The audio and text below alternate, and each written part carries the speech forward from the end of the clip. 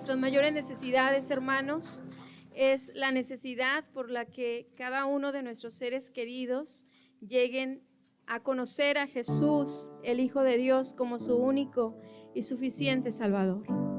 Todo gira alrededor de eso, hermanos, para nosotros que le amamos, porque sabemos que este mundo no es nuestro hogar, que vamos a algo que está siendo preparado para nosotros en los cielos, y donde ya están algunos de nuestros seres queridos esperándonos y diciéndonos: esfuércense, sean valientes, porque todo lo que se nos ha hablado en la palabra es verdad. Así que, hermanos, que nuestra oración sea por aquellos que no conocen a nuestro amado Salvador Jesucristo. Esta paz que yo siento en mi alma no es porque todo me va bien. Esta paz que yo siento en mi alma es porque yo sirvo a aquel que es fiel. Esta paz que yo siento en mi alma no es porque todo me va bien. Esta paz que yo siento en mi alma es porque yo sirvo a aquel que es fiel.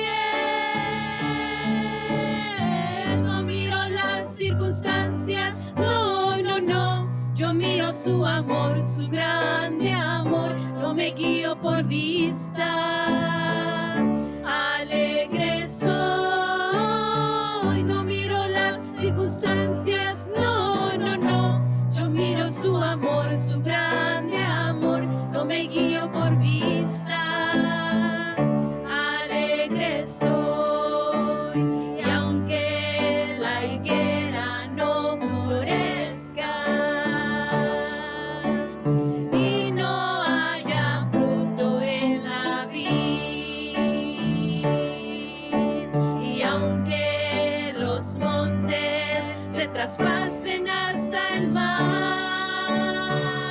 y la tierra tiemble, debo yo confiar. No miro las circunstancias, no, no, no. Yo miro su amor, su grande amor. No me guío por vista. Alegre soy. No miro las circunstancias, no, no, no. Yo miro su amor, su grande amor. No me guío por vista. Alegre estoy.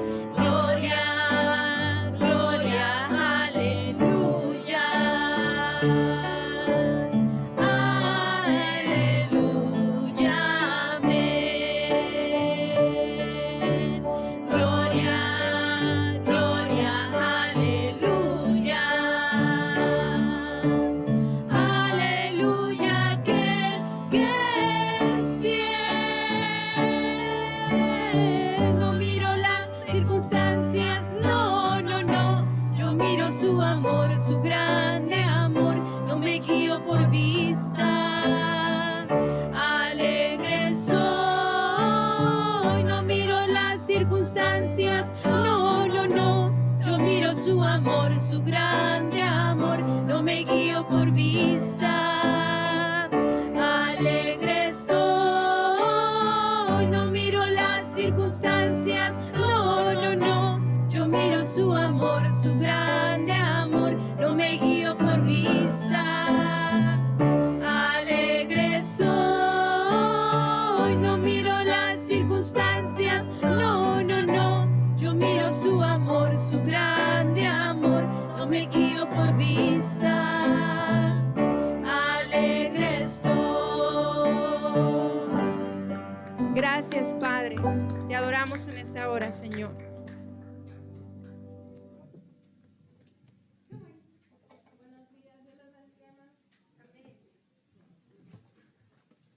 So we've had lots of wonderful things happening. We had over 300 people visit for the church, and then we made 50 boxes to go all over the world. So we're serving community and out community.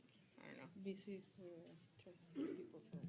For the fall festival. Okay, fall festival. Lots of people, lots of people. Tenemos muchas buenas noticias en el Fall Festival, festival de otoño.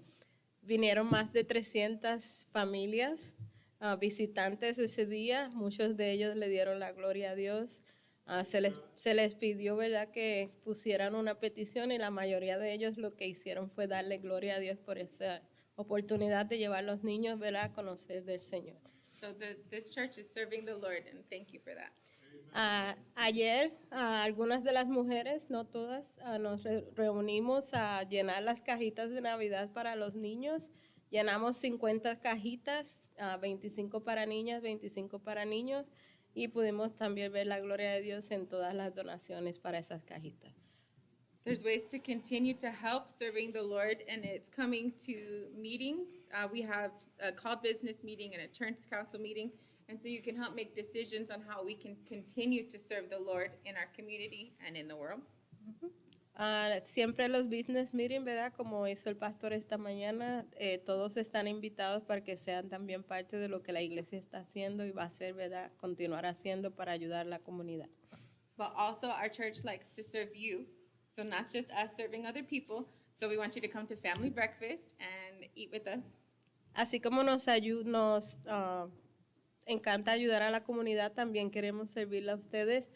Este próximo sábado tenemos un desayuno de familia. Están todos invitados a las 9 de la mañana. Vamos a estar en el otro edificio. No tiene que traer nada. El desayuno es gratis, ¿verdad? Siempre tratamos de bendecir a la iglesia con alguna ofrenda o algo, pero no es necesario. Están invitados al desayuno de familia el próximo sábado. Then right after that, we have a workshop to teach you, anybody who wants to get involved, about the Taste of International Missions, how you can support the missions projects that we have coming up. Después del desayuno de familia, a las 10 de la mañana tenemos un taller de lo que son un sabor de misiones internacionales, donde les enseñamos cómo aprender, ¿verdad?, lo que son las misiones y cómo ayudar en esas áreas de misiones. And then with Thanksgiving coming up, we try to remember the Agape ministry, because there are families who can't afford to feed their families every day, and especially on Thanksgiving. So we can give to that. Sabemos que ya viene el Día de Acción de Gracias. Hay muchas familias que no tienen la posibilidad de tener una cena ese día, pero nosotros podemos ayudar al ministerio de Agape, ¿verdad?, que es un ministerio que se encarga de recoger alimentos para familias necesitadas. Ahí afuera hay un barril azul donde usted puede donar cosas que no sean perecederas, arroz, latas, todo lo que usted pueda traer, ¿verdad?, para bendecir a otras familias y que ellos también puedan tener una cena de Thanksgiving. The offices are closed tomorrow, but everything else is normal.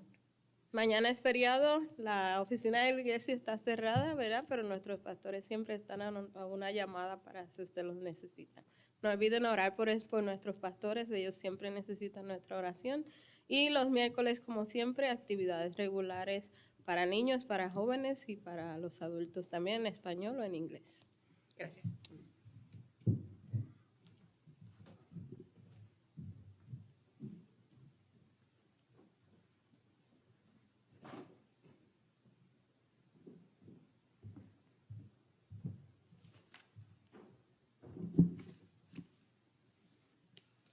Buenos días, hermanos. Dios los bendiga.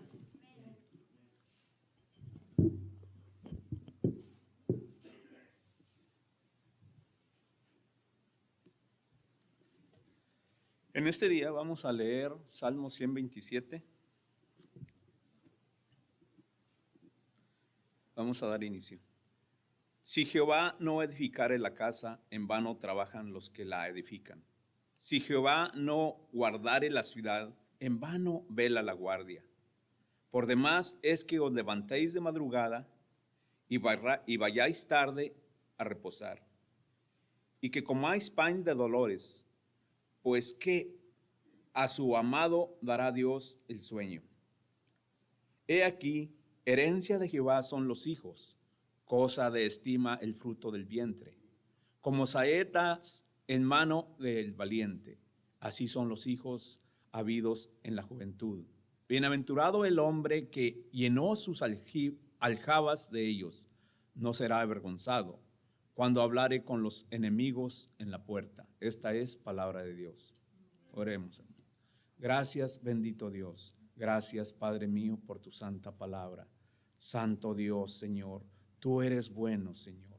Padre santo, fiel y misericordioso, Padre mío, Señor. Gracias, bendito Dios, Señor, porque tú nos proteges, Señor. Tú eres nuestro escudo, bendito Dios. Gracias, Padre mío, Señor. Guíanos siempre en tus caminos, Señor. Padre santo, Señor, que nuestros pasos, Señor, siempre sean, Señor, hacia ti, Padre mío, Señor. Gracias, Padre, te lo pido en el nombre de tu Hijo, Cristo Jesús, Señor. Amén y amén.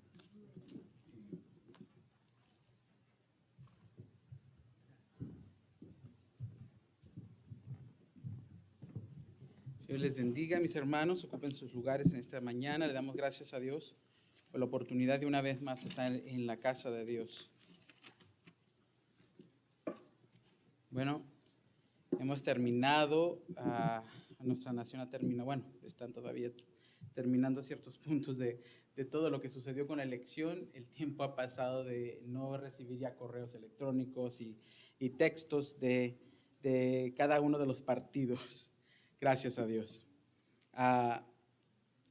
Pero el tema de gobierno no termina. Continuamos ahora en el capítulo 13 de Romanos y estamos precisamente hablando sobre el tema del gobierno. Llegó a caer el tema precisamente después de nuestras votaciones.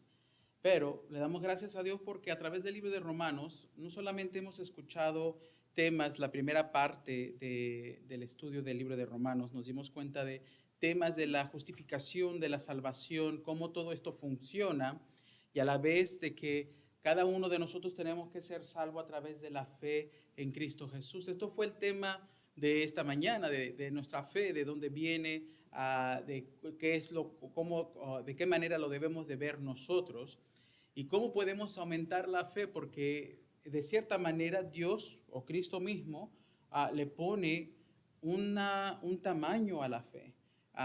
Él bíblicamente nos había dirigido a sus oyentes de que la fe puede llegar al tamaño de la semilla de mostaza.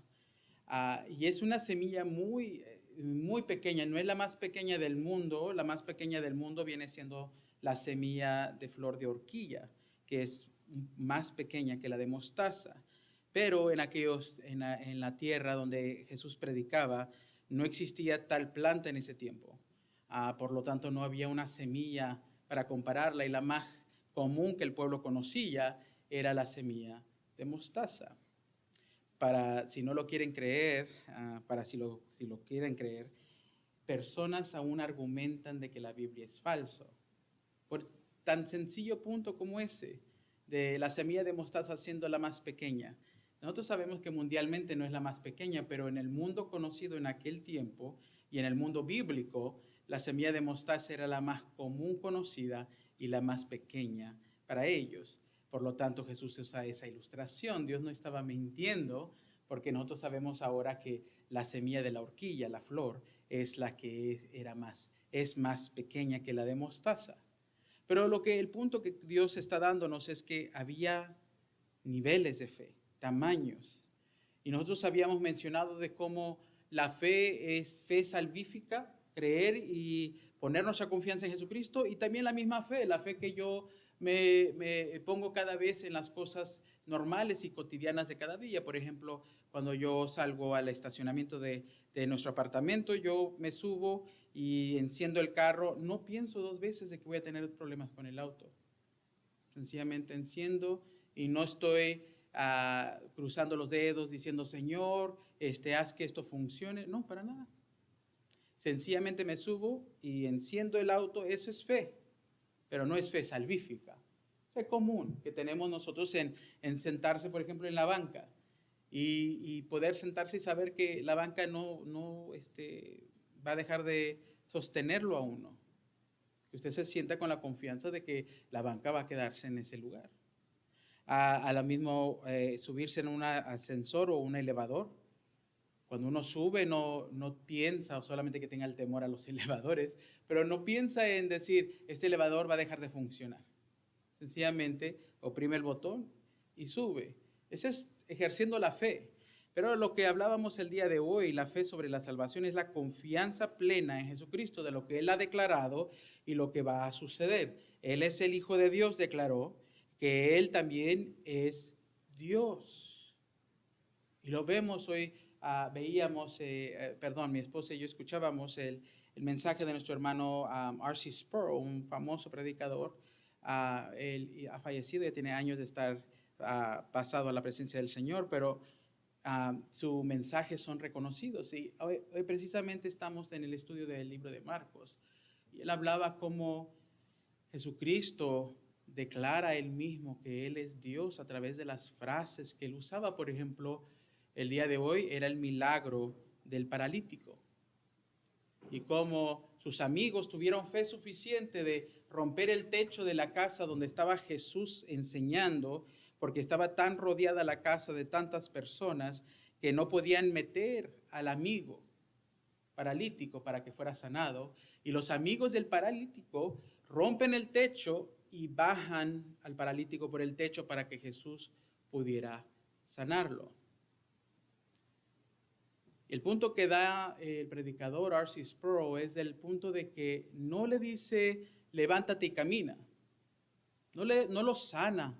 Lo primero que Cristo se enfoca es en el alma del hombre. Lo primero que le dice es, tus pecados te son perdonados. Ahora, los que estaban presentes, escribas y personas de la fe judaica que estaban ahí presentes, ellos entendían que solo Dios tenía el poder para perdonar el pecado. Jesucristo no quiso dar a entender de que el pecado era lo que lo hizo estar paralítico al hombre. Sencillamente era que Jesús notó algo más prioridad, que tenía más prioridad que el no poder caminar o moverse.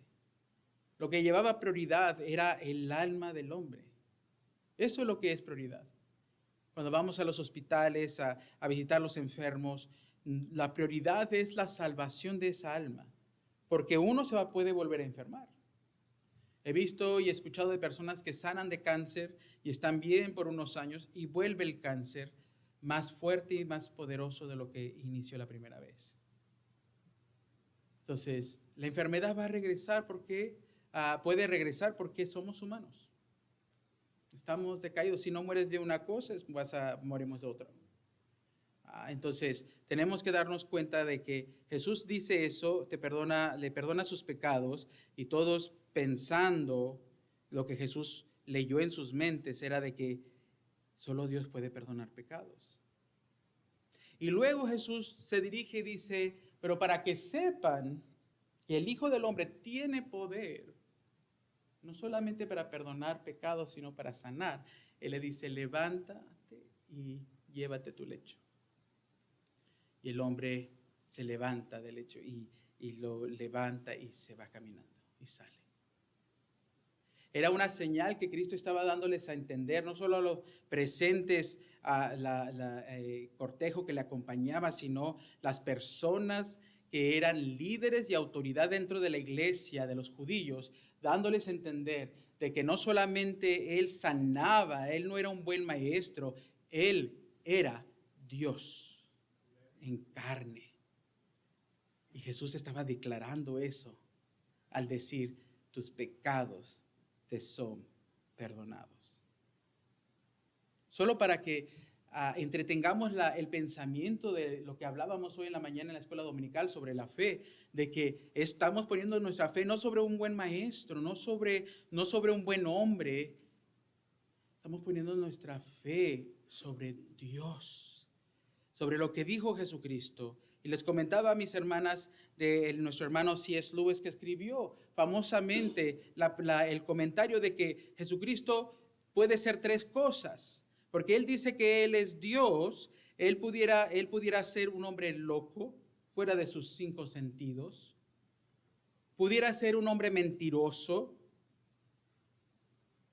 o realmente pudiera ser lo que él dijo que él era, Dios en carne, el gran yo soy.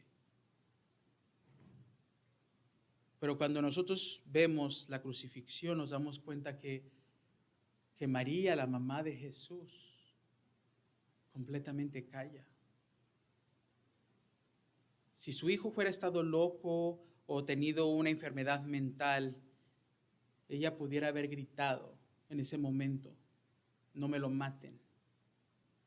Está un poco loco de su cabeza, siempre ha sido así desde niño, pero no me lo maten. Es inocente. Pero ella no hizo eso.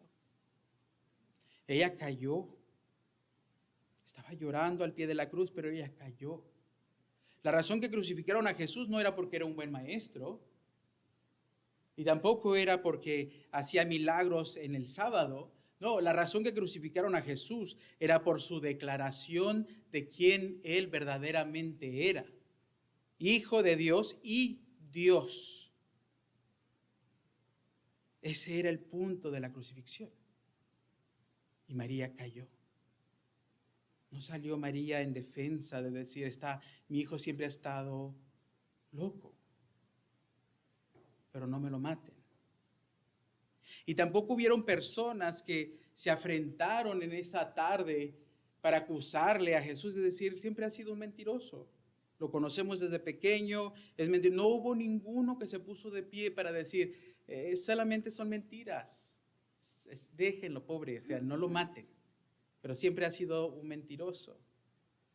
De hecho, se preguntaban cuando le enseñaba en las grandes congregaciones o en los grandes grupos, y se preguntaban: ¿no es este el hijo de José el carpintero? Entonces, si no era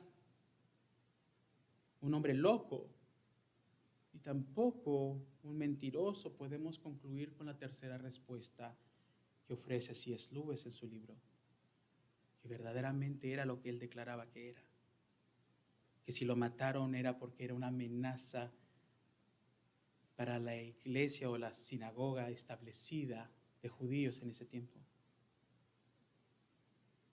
Nos tenemos que dar cuenta de que estaban completamente enceguecidos. Dios mismo habitando en medio de ellos, y no lo pudieron ver. El día de hoy, mi iglesia, mis hermanos, les decimos lo mismo. Que tu fe no esté tan ciega, que tu fe no esté tan voluble, que no puedas darte cuenta cuando la palabra de Dios está siendo predicada, cuando Él está siendo exaltado. Pero esto es lo que es el libro de Romanos: vivir por la fe. Y por lo tanto, nos vamos a nuestros versículos lemas, y los tenemos en la pantalla. Ya lo han de tener memorizado, ya lo han de tener bien escrito en papel en sus casas para memorizarlo, pero vamos a repetirlo una vez más. Romanos 12:12, todos juntos: gozosos en la esperanza, sufridos en la tribulación y constantes en la oración. Deuteronomio 6:4 al 5. Oye, Israel, Jehová nuestro Dios, Jehová uno es. Y amarás a Jehová tu Dios de todo tu corazón, de toda tu alma y con todas tus fuerzas. Esa es nuestra responsabilidad. Ahora, el autor nos lleva a 3 puntos el día de hoy en el capítulo 13 de Romanos.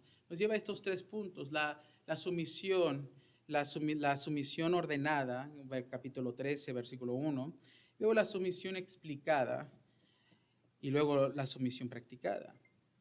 Tenemos que nosotros entender que la palabra de Dios nos lleva no solamente a estudiarla y orar sobre lo que hemos aprendido de la palabra de Dios, pero nos lleva ¿a qué? A la práctica. Ninguno de lo que nosotros hacemos cuando estudiamos carreras, cuando estudiamos para aprender cierto trabajo que vamos a hacer o manual que estamos leyendo para usar cierta maquinaria, el manual precisamente es para enseñarlos, pero tienes que practicar lo que estás aprendiendo para que quede en tu memoria. Si no, después de unos días lo que has leído, lo que has estudiado se te olvidará. Entonces tenemos que poner en práctica todo lo que estudiamos, memorizamos o lo que estamos poniendo a memoria a través de la práctica. Y por lo tanto, el día de hoy, hablando del gobierno o del gobierno establecido que Dios da, nos permite entender que el que está en completo control es Dios. Dios. Y Dios puede usar reyes, gobernantes y aquellos que están en poder y eminencia a la manera que Él desea mover las piezas en su lugar. Nosotros estamos como iglesia esperanzados de la venida de Cristo. Pero mientras esperamos, nosotros como hijos de Dios tenemos que ser obedientes a su palabra, practicar lo que su palabra enseña. Y por eso el día de hoy tocamos el tema del capítulo 13 que nos toca hoy. Y nos dice esto el hermano Porter en su libro del capítulo 13 de Romanos. Dice, la transformación que el evangelio produce afecta todas las áreas de nuestra vida. Cambia nuestras relaciones personales con Dios y a la vez transforma nuestras actitudes y nuestro estilo de vida. Notaremos estos cambios al observar nuestras actitudes y conducta frente al gobierno establecido en nuestro país. Un hijo de Dios debe reconocer que Dios ha establecido los gobiernos. Como Daniel 4:17 enseña, al Altísimo gobierna el reino de los hombres y que quien Él quiere lo da. Dios es quien pone reyes y Él mismo los quita, conforme a su propia voluntad y plan. Esto lo hace para mantener el orden en la sociedad y consciente del control soberano de Dios sobre el gobierno. El que confía en Cristo se someterá a su autoridad. Para un hijo de Dios, someterse al gobierno es una manera de demostrar su sumisión al Dios que lo estableció. Entonces es triste saber que hay países que piensan que el evangelio enseña en contra de ellos. La realidad es esto, que nuestros países y nuestras constituciones, por lo normal, hemos llevado una constitución, dijo un comentarista, dijo que la razón que en Estados Unidos nuestra constitución cristiana no funciona para nuestro tiempo, porque hay mucho debate de si tenemos que cambiar la constitución de Estados Unidos, a mejorarla, ellos dicen, a cambiarla. Pero el comentario se hizo en una conferencia sobre la Constitución. Y la pregunta fue de que la Constitución que se escribió años atrás, hoy no funciona para nosotros, ya que cambiarla. Menciona a Dios, lo menciona como providencia, lo menciona como evidencia propia. Y Dios es mencionado a través de la Constitución. De hecho, los hombres que escribieron la Constitución fue en parte de la mentalidad cristiana que ellos tenían. Era la estructura de ese tiempo. Entonces, la pregunta es, ¿por qué no podemos cambiar o por qué no sirve hoy la Constitución para un tiempo moderno? El comentarista dijo esto, porque la Constitución fue hecha y construida con un pensamiento cristiano y la nación el día de hoy es una nación pagana. Por eso no funciona. Porque fue hecha con la mentalidad a través de la Biblia, la estructura bíblica. Y por eso es que no funciona. Porque estamos viviendo en un tiempo en el cual nuestra nación es una nación perdida. Y lo mismo está pasando en todas las naciones. Por eso va a haber un tiempo donde el anticristo va a ser recibido como el gran salvador del mundo. Se va, así como muchos creen en este pensamiento, y no estoy de acuerdo, y lo he predicado en contra de esto en los cultos en inglés más que nadie, porque nuestros hermanos en inglés son muy políticos, de que Trump no es el Mesías de Dios. El Mesías es Cristo. Y el único que puede salvar esta nación es Cristo. Dios maneja la política y pone y establece sus gobiernos, pero es Dios quien tiene la última palabra. Los hombres pensarán que están haciendo el favor de Dios, el favor suyo o sus decisiones propias, pero al fin de cuentas es Dios quien gobierna y es Dios el que manda. Una de las cosas que pone, si leemos el capítulo 13, pero el capítulo del libro de Romanos, leemos en el capítulo 2, donde Pablo menciona la esfera del gobierno en versículo 13 y 14. Esta esfera lo pone esta autoridad, o que debemos de someternos a estas autoridades, y pone y nombra 4 en el libro de Romanos. En el libro de Romanos capítulo 2, versículo 13 al 14, menciona la esfera del gobierno. ¿Y cuál es la autoridad? Los reyes o gobernantes o los que están en eminencia. ¿Y quién debe de someterse? Según esos versículos, todos debemos de someternos. El mandamiento es de que nos sometamos. Después el versículo 18, ese mismo capítulo 2, menciona también hasta el versículo 20 sobre la esfera del trabajo. ¿Quién es la autoridad? Nuestros supervisores, los líderes de nuestros trabajos. ¿Y qué debemos de hacer? ¿A quién se le dirige? Se le dirige a todo el que trabaja en esa esfera de trabajo. ¿Y qué debemos de, dice el mandamiento que nos dice en esos versículos? No nos dice que nos sometamos, pero sí nos dice que debemos de estar sujetos a esa autoridad. Autoridad de trabajo. Dios nos manda a ser obedientes. Y por eso es que debemos de saber que aún la autoridad que tú tienes ahora sobre ti, tú podrás decir que eres más inteligente que esa persona, que pudieras hacer el trabajo de esa persona aún mucho mejor. Y tal vez sea cierto. Pero por una razón Dios te ha puesto bajo esa autoridad. Y tienes que sujetarte. Donde Dios nos planta, mi querido hermano, hermana, ahí tenemos que crecer. Y el momento que Dios nos quiera sacar y llevar a otro lado, Él lo hará. Pero tenemos que sujetarnos. Creas tú que tu jefe no es el mejor, creas tú que tu jefe no hace el trabajo que tú piensas que debiera de estar haciendo, porque todos los que tenemos jefes tenemos opiniones del trabajo del jefe. Nuestro enfoque debe de ser lo que dice Colosenses: todo lo que hagas, hazlo como si se lo hicieras ¿a quién? A Cristo Jesús. Hazlo con excelencia tu trabajo. Dejemos de enfocarnos en la excelencia del trabajo de otros, en especial de nuestros líderes. Y enfoquémonos en hacer nuestro trabajo excelente. Y Dios nos pide que nos sometamos. En el mismo capítulo 3, versículo 1 al 6, también nos habla sobre qué esfera, la esfera del hogar. La autoridad que existe, que Dios ha hecho. ¿Y quién es la autoridad según la palabra de Dios en Romanos? El marido. Y todos los hombres hasta se acomodaron ahorita que dije el marido. El marido es la autoridad. ¿A quién le está hablando? A las mujeres. ¿Y qué es el mandato? Que se sujeten. ¿Y la palabra de Dios está en contra de la mujer? Claro que no, para nada. Está a favor de la mujer y su defensa y su protección. Lo leemos en otros versículos, como en el libro de Efesios, donde manda que la mujer se sujete, pero a la misma vez le manda al hombre morir por su esposa, amarla hasta la muerte. Y es bien curioso porque en ninguna otra parte de la Biblia manda a la mujer que ame al esposo o que se dé su vida por su esposo. En ninguna parte de la Biblia.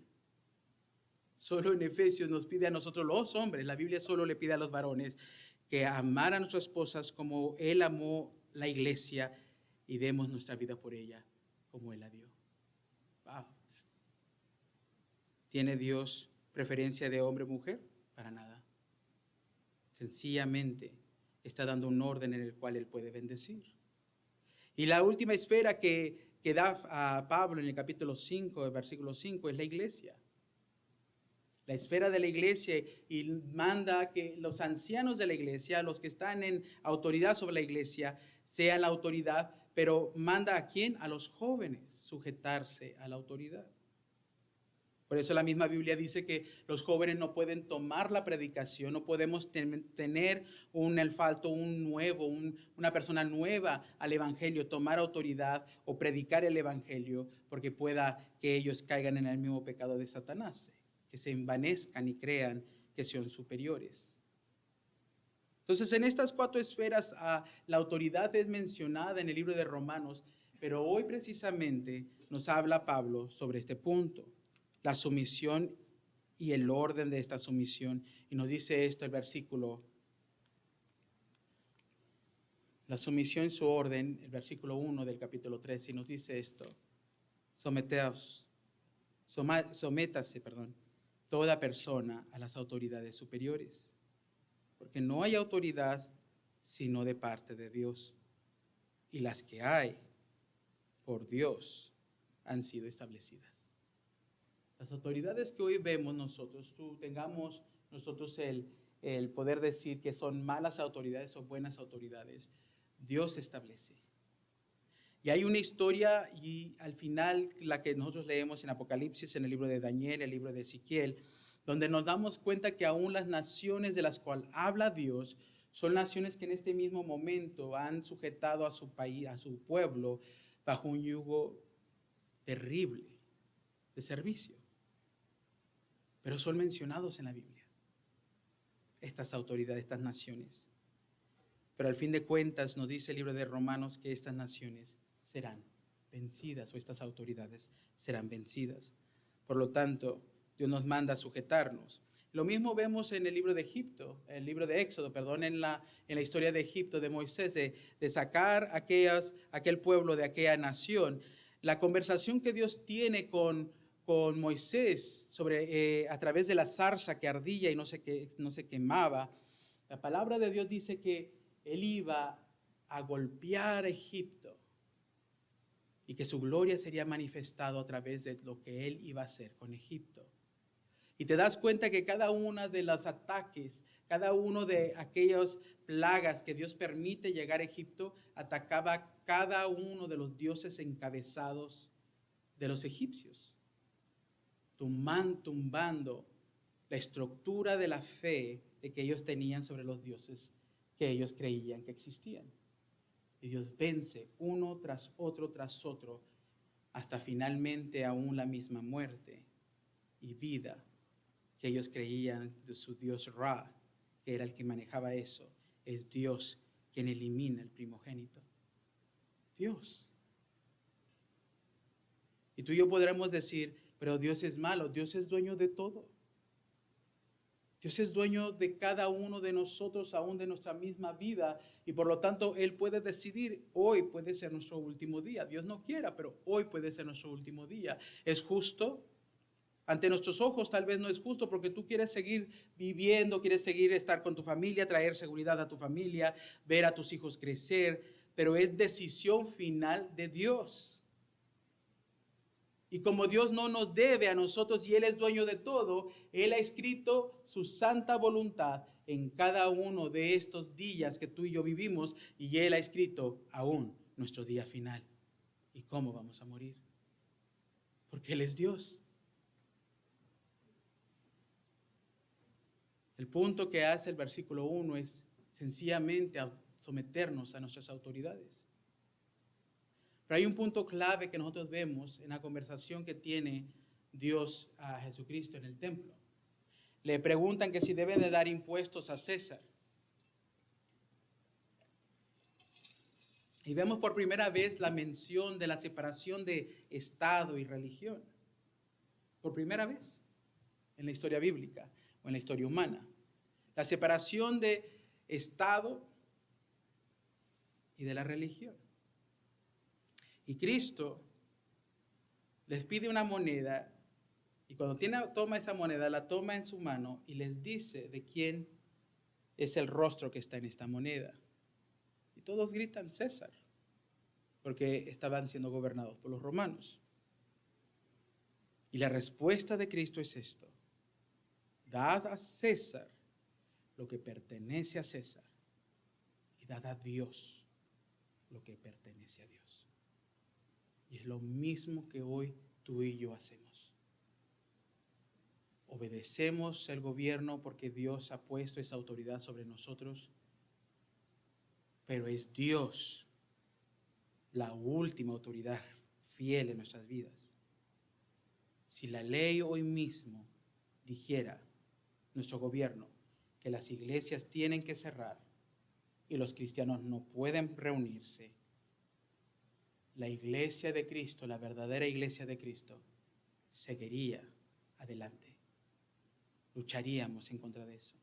Pero, pastor, eso no es obedecer ni someterse a la autoridad. Exacto. Nuestra sumisión a la autoridad termina el momento que la autoridad gobernante empieza a tratar de ser más que Dios en nuestras vidas. Por eso los de antes, los primeros que habían llegado aquí a la tierra, llegaron con el punto de la libertad de su fe. Pero a la misma vez, en nuestro gobierno, al establecer la Constitución, ellos buscaban libertad y ser libres y felices, pero no sobre esa felicidad no puede ser a costas de otros. Nuestra Constitución sí está bien escrita. O sea, tú puedes perseguir la felicidad y tú puedes perseguir el éxito, pero no a costas de la felicidad y la libertad de otro. Tú no puedes someter esclavos bajo de ti, personas, vecinos que sean tus esclavos. Tú no puedes hacer cosas que quitan la libertad de otras personas para tú poder ser exitoso. ¿De dónde sale ese concepto? De la Biblia.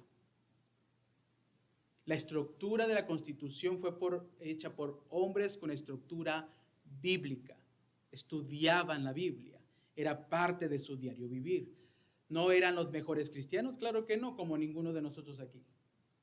Tenemos famosos presidentes como Lincoln y Washington, nuestro primer presidente Washington, que admiramos porque el día de la guerra, cuando estaban peleando la libertad de Estados Unidos, ¿qué hizo? Se fue, se arrodilló en el bosque y buscó la presencia de Dios y la dirección de Dios. Y le pide, dirige mis pasos para llevar a cabo esta guerra a la victoria y darte a ti la gloria.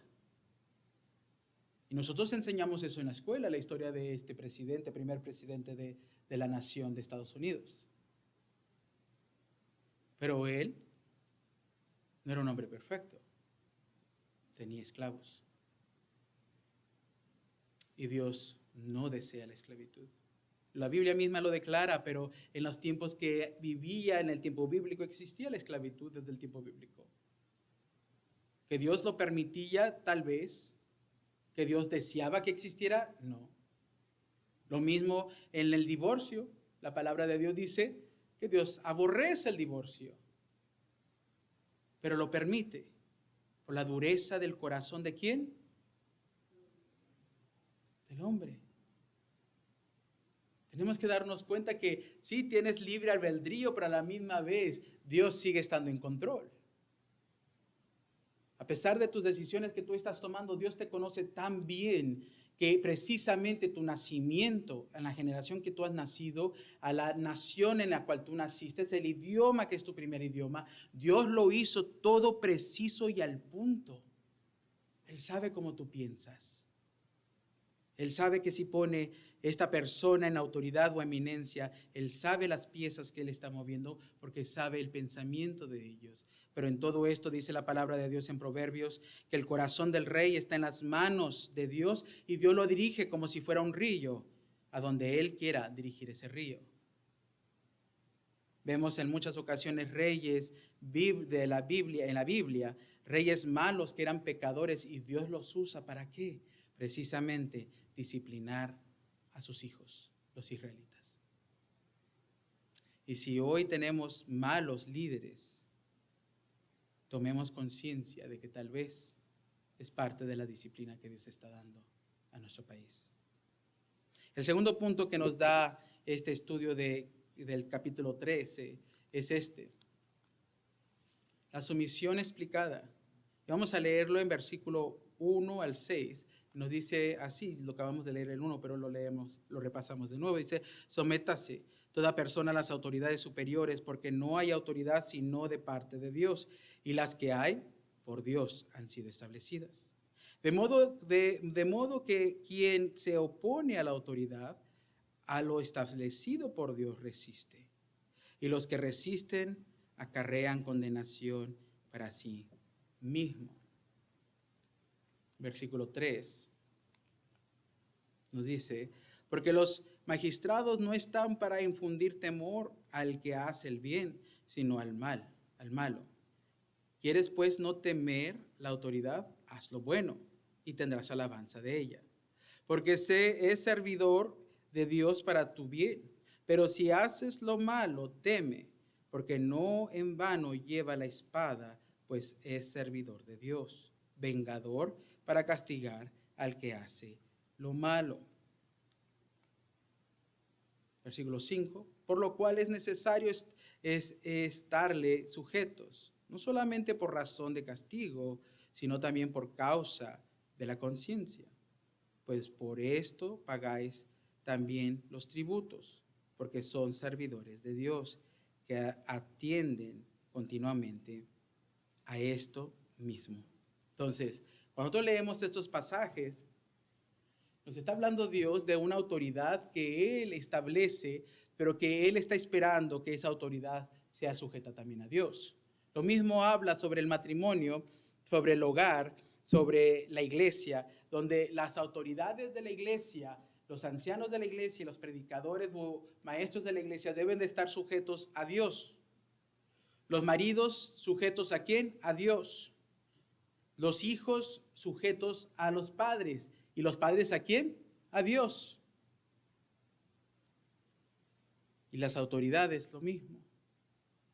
Por eso, teniendo malas autoridades, malos presidentes, malos congresistas, que imiten ciertas cosas malas, jueces malos en nuestros condados, que permiten que el malo escape la justicia. Esto existe ahora. Pero Dios es quien juzgará. Dios es quien traerá a justicia todo esto.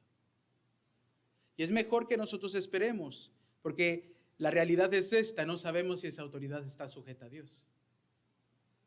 Pero Dios lo único que nos manda hacer es estar sujetos, ser obedientes.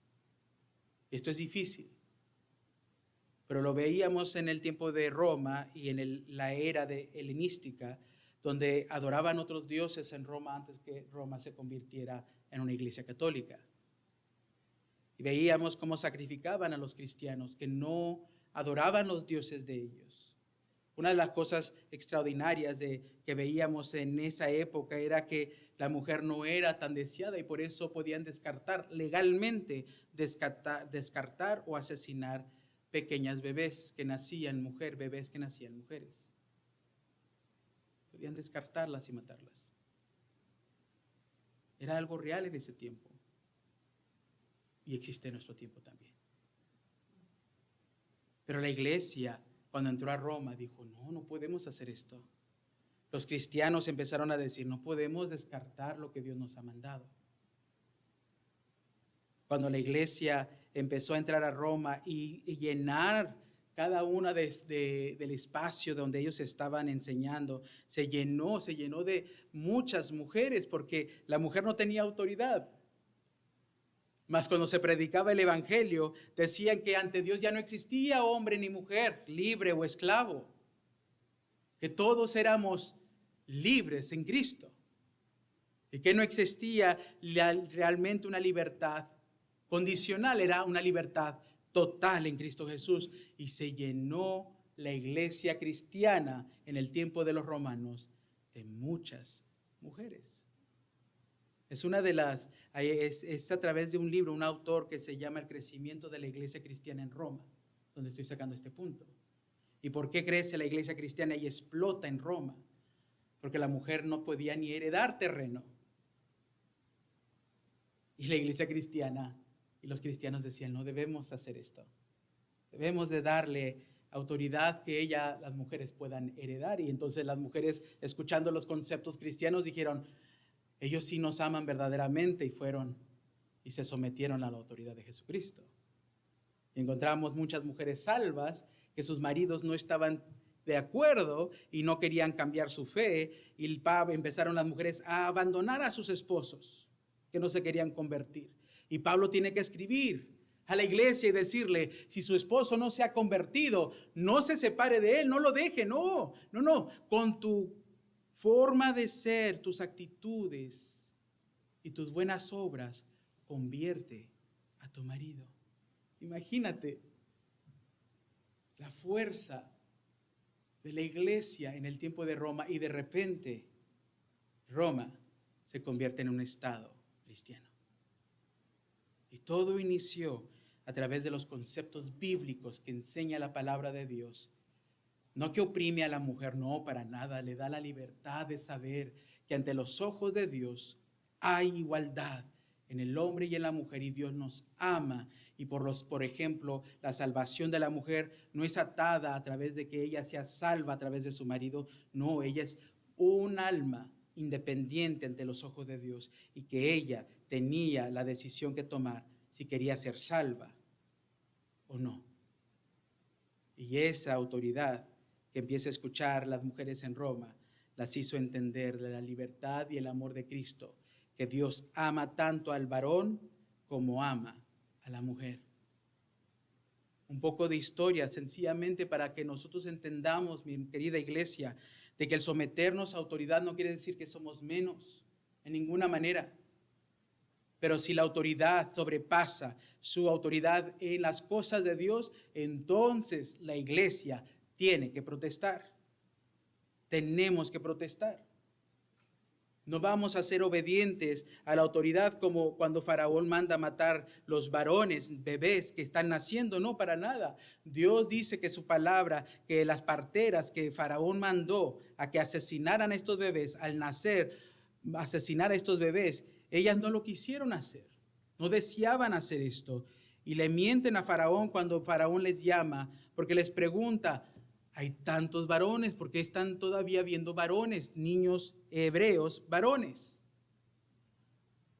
Y la contestación de las parteras era, es que las mujeres hebreas son robustas, son fuertes. Cuando nosotros llegamos para ayudarles a dar parto, ellas ya dieron a luz y escondieron el bebé y ni sabemos dónde está. ¿Era verdad? No. Mintieron. Le mintieron a Faraón, pero ¿cómo Dios va a permitir la mentira? Porque la ley que el Faraón había establecido era en contra de la ley de Dios. Y protegieron esas vidas. Y dice, si tú sigues leyendo en ese mismo capítulo, ese mismo versículo más adelante, dice que Dios bendice las parteras y sus familias por haber obedecido a Dios. Imagínate. Lo mismo sucedió en Alemania en los tiempos de los nazis, cuando están matando a los judíos. Los cristianos empezaron a esconder judíos en sus casas, en sus áticos. Y tocaban la puerta a la autoridad y les decían, hay judíos en su casa. Y ellos decían, no hay judíos. Y ellos estaban mintiendo.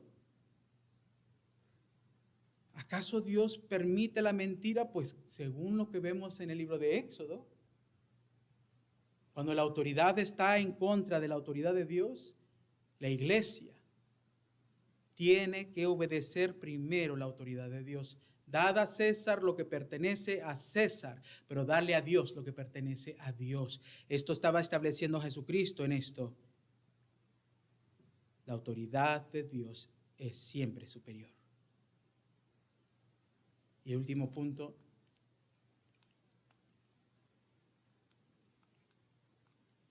la sumisión practicada. Es el último versículo, versículo 7. Y nos dice esto: pagad a todos los que debéis. Al que tributo, tributo. Al que impuesto, impuesto. Al que respeto, respeto. Al que honra, honra. Y nos establece Dios en la práctica de la sumisión. Si debemos tributo, en nuestro caso impuesto, dad ese impuesto. Paga lo que tú tienes, lo que tú debes. Esto es parte de Dios. Yo tengo una deuda escolar, un préstamo. préstamo no afecta mi crédito si lo dejo de pagar. Eso lo sé. Tengo compañeros o amistades que conozco que me dijeron, Manuel, cuando hablábamos del tema hace un año atrás, ¿por qué tienes deuda escolar? Le dije, sí, tengo deuda escolar. ¿Y cuánto paga? Le digo, doy mi pago cada semana, cada mes, y trato de pagar un poco extra para terminar esa deuda. ¿Pero por qué la estás pagando? No la tienes que pagar, no hay necesidad de pagar tu deuda, ni te afecta tu crédito. Porque firmé mi nombre, porque di mi palabra, porque la palabra de Dios me pide que yo cumpla mi palabra. Tengo que firmar un contrato con ese banco, y lo firmé, y di mi palabra que yo iba justamente a pagar lo que se me prestó. No porque me nace hacerlo, porque yo al igual que ellos digo, ese pago puedo usarlo para otra cosa, para irme al Chuck E. Cheese a jugar juegos, comprar más hamburguesas o pizzas, no sé. Pero la palabra de Dios me dice que sea tu sí, sí, y tu no, no. Lo que a mí me detiene mucho es de que mi firma entonces sería sin valor. Mi nombre no tendría valor alguno si no puedo cumplir mi palabra. Y de hecho, hablaba con unos jóvenes ayer sobre el tema de la mentira. Y yo les dije a ellos, ¿quién es el padre de la mentira? El diablo. Debo de cumplir mi palabra. Si yo digo que voy a hacer algo, hazlo. Pero aprende la lección, iglesia. No te comprometas más allá de lo que no debes de comprometerte. Si tú sabes que no puedes cumplir con cierta responsabilidad, mejor no entres a esa responsabilidad.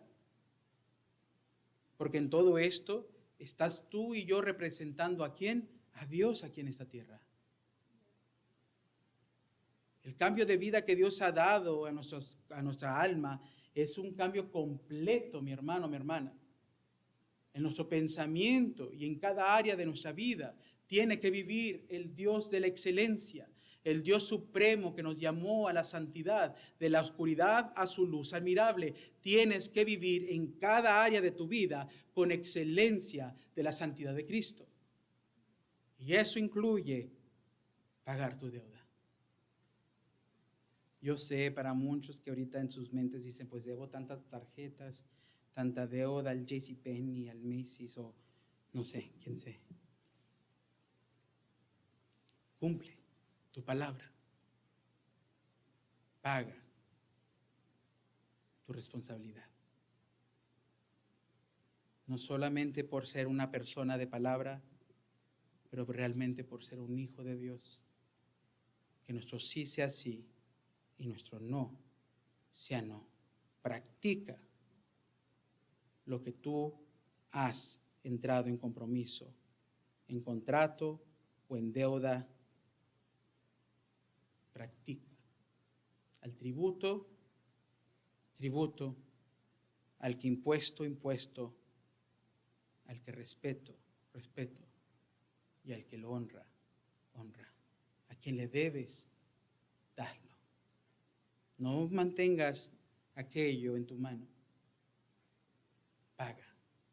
Y la palabra de Dios, para terminar el punto de la deuda, en el libro de Proverbios, siempre nos manda huir. Dice que huyamos de la deuda como si fuéramos siervos, como venados que huyen del enemigo o de su cazador, que de la misma manera nosotros huyamos de las deudas. No te creas, iglesia, las tarjetas que llegan a tu buzón ofreciéndote mejor tasa de interés y que vas a juntar tantos puntos o hacer esto o el otro. Si tu responsabilidad está demasiada ya estrecha, es mejor no creer esas cosas. Seamos una iglesia responsable. Mostremos la excelencia de Cristo en cada una de las áreas de nuestra vida, incluyendo las finanzas y el trabajo. Representa a Cristo en todo lo que hagas. Practica el someterte a la autoridad de Cristo y ser obediente. Y finalmente, como dice este mismo versículo que acabamos de leer, al que merece tributo, dale el tributo. Al que merece impuestos, dale ese impuesto. Al que merece respeto, respeto. Al que merece honra, honra. Y todo nos lleva de nuevo a la cruz, al pensamiento de Cristo Jesús. Sabemos que es injusto muchas de las cosas que están pasando en nuestro mundo en esta hora, las autoridades y gobiernos establecidos, pero tú y yo mantenemos la fe en que Dios no solo todo lo ve, pero está en completo control de todo. No temas, no tengas miedo, porque Dios está en completo control de todo. Amén. Les invito a ponerse sobre sus pies esta mañana. Te damos las gracias, Señor, en esta hora, por el amor y el cuidado que tú das a la iglesia. Gracias, mi Señor, por tu fidelidad. Que estas votaciones que acaban de suceder, Padre Santo, estaremos de acuerdo o en desacuerdo, pero finalmente tú, según tu palabra nos ha enseñado, eres quien has establecido todas las cosas y lo creemos así. Queremos, Señor, no nombrar un nombre nuestro Mesías porque nuestro Mesías es solo Jesucristo. Pero sí rogamos por la autoridad sobre nuestra nación y sobre este mundo. Rogamos por cada nación, cada rey, cada persona en poder y en eminencia. Y pedimos, Señor, transforma sus corazones. Que se acerquen verdaderamente a ti, Padre Santo. Que no seamos solo cristianos de labios, sino realmente de todo corazón. Que vivamos el Evangelio. Que traigamos gloria a ti, Padre Santo, a través de las acciones políticas, así como en cada momento y cada área de nuestras vidas. Enséñanos, Señor, a no ser gobernados, Padre Santo, por la autoridad de los humanos, sino la autoridad bíblica que tú has permitido que la iglesia tenga y dirigirse, Señor, a través de la autoridad que tú estableces. Que seamos obedientes y sumisos, que seamos una iglesia entregada a la excelencia y que prediquemos y vivamos tu verdad. Permite, Señor, que cada una de las cosas, Señor, que hemos leído en el libro de Romanos, empiece un efecto y un cambio en nosotros que solo tú puedes dar. Perdona nuestro mal pensar, Señor, y nuestras malas acciones. Y enséñanos a ser más como tú y menos como nosotros mismos. Te lo pedimos todo bajo el precioso nombre de Jesús.